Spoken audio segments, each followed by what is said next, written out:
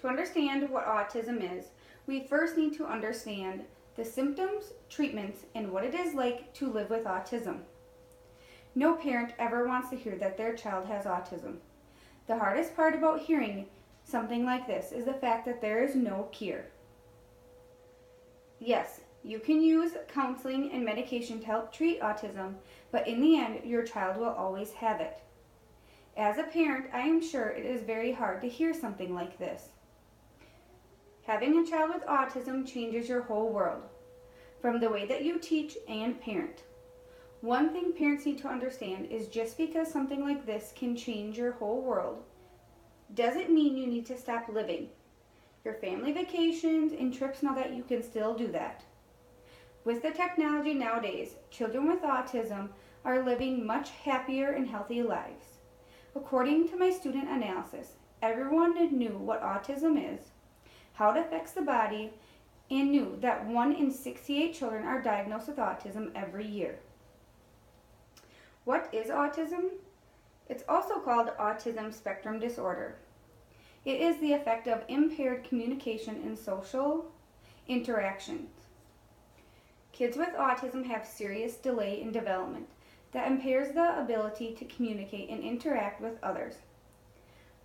A few signs of children with autism are abnormal behavior, developmental, cognitive, and psychological disorders.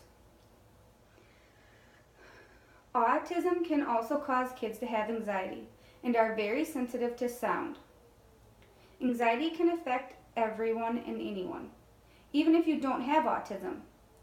As someone who has a child with anxiety, I know what it is like to live with it every day.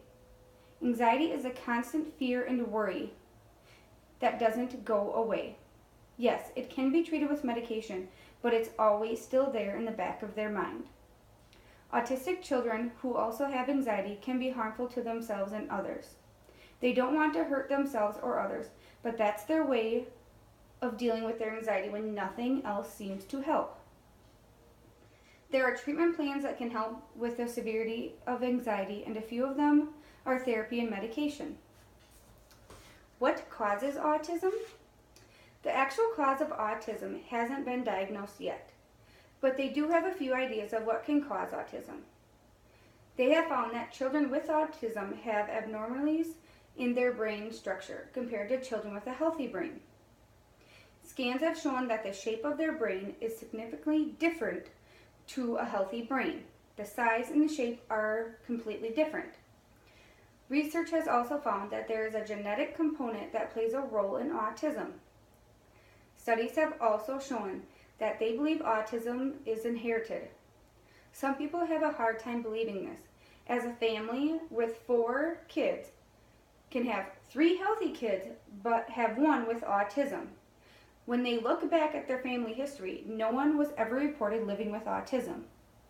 With that being said, what this means is, going back several generations, autism wasn't as popular or as known as diagnosed as today. So they could have had somebody in their family, but it just wasn't aware of. Kids with autism are labeled as naughty kids. Kids who don't like to listen. Kids that are always being a distraction during class. Until recently, teachers and other parents didn't have a clear understanding of what autism is. They always like to blame the parent. It's not the parent's choice to have a child with autism. Some behaviors that kids with autism display that other healthy kids can display too. One thing that teachers don't remember is that kids with autism are still kids. They are going to act out just like healthy kids. As a young child, I grew up with a family friend who had autism. I never really understood what was wrong with him. One thing I did notice was that he was really smart. I never really understood he was really smart.